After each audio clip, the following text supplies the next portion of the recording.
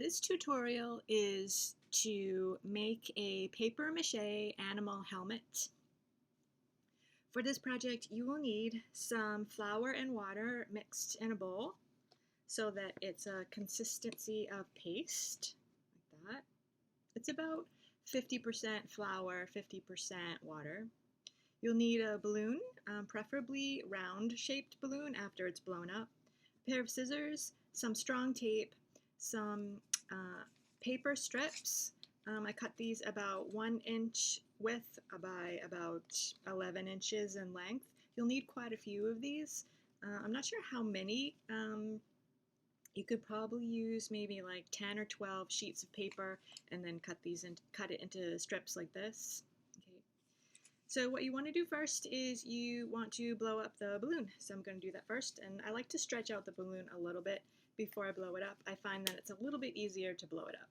And when you blow it up, you want to make sure that as you blow it up, it's large enough so that it's a shape and a size that can fit over someone's head. So if you're doing it for your own head, if you're making the helmet for yourself, make sure the balloon is at least as big as your head, if not a little bit bigger. Okay, so I'm going to blow up mine kind of small, just so that I can show you how to apply the paper mache. Okay.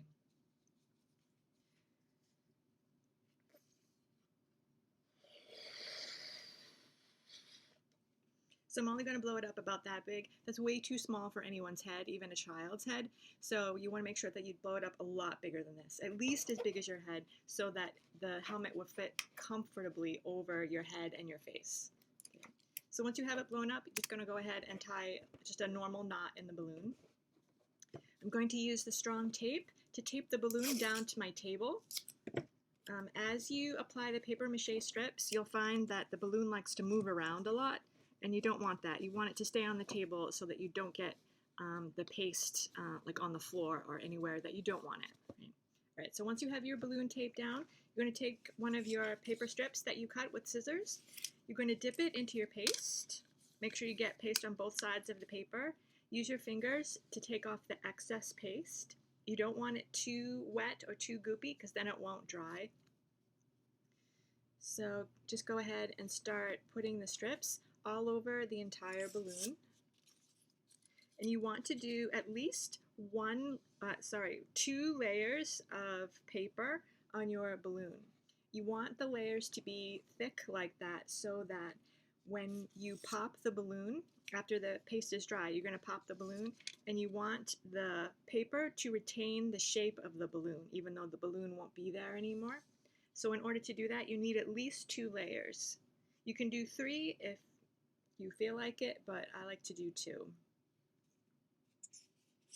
All right, so you just keep applying the strips to the balloon, and this will take anywhere from 1 to 2 days to dry.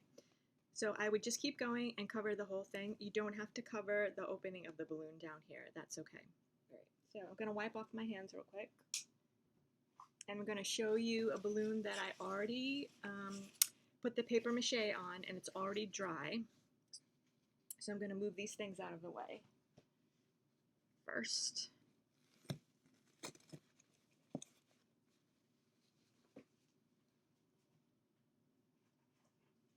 and here's my finished balloon. Well, not entirely finished, but the paper mache part of it is finished. And you can probably tell, like, if I knock on it like that, it's really hard. And the balloon is still in there and still inflated. Okay, so I'm going to use just like a pointy tip of a pencil to pop the balloon.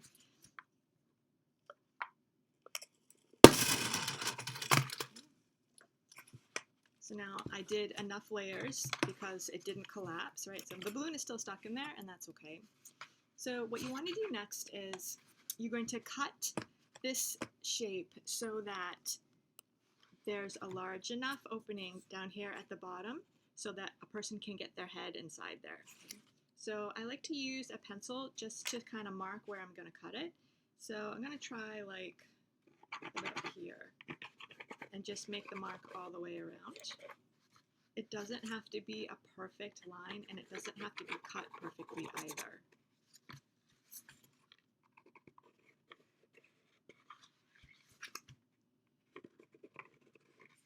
Now I have kid scissors to cut this with, but adult scissors would work even better if you have that.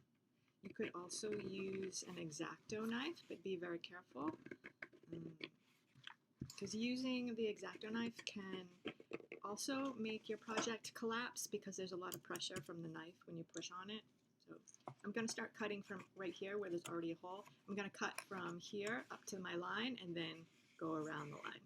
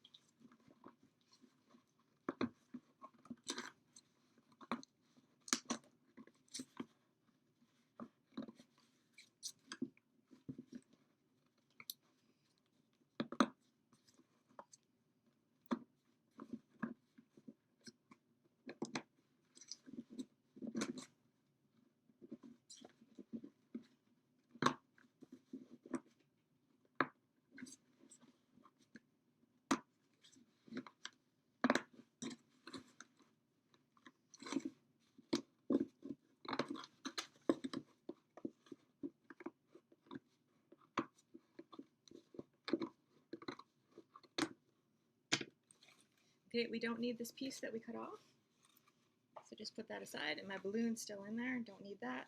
All right, so here we have the helmet. So it would go onto a person's head just like that. So the person who you're making this helmet for, what you should do is have them try this on first, put it over their head, and then ask them to put their fingers approximately where their eyes are. So if they had this on, they would just kind of point with their fingers. Most people can determine where their eyes are. Then you can just kind of take a pencil or a marker and make a mark where the eyes would be. And then you can go ahead and cut out the eyes. I just do a regular eye shape like that, like a human eye shape. But if you're doing a particular animal, then you can draw eyes and cut out eyes just for that animal. Okay. So for this, I'm going to make this into a cat. And so what I've also done is I've taken some pieces of cardstock and I've cut out some cat ears, like cat-shaped ears, or ear shapes for a cat. So I'm just going to fold it a little bit at the bottom to make a little ledge, and I'm going to put a piece of tape there and tape it onto my helmet.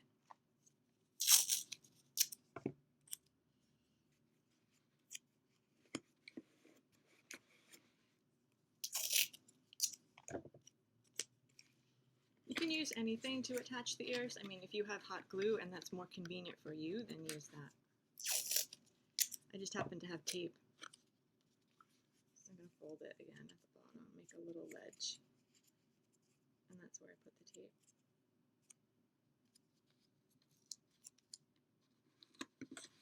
All right, so I'm going to cut out the eyes, and then I'm going to paint my project, and I'm going to take a photo of it, and that'll be the thumbnail for this video so you can see what the finished helmet looks like. Okay, so have fun with this, and let me know if you want to see more projects like this, like three-dimensional projects, three-dimensional crafts, and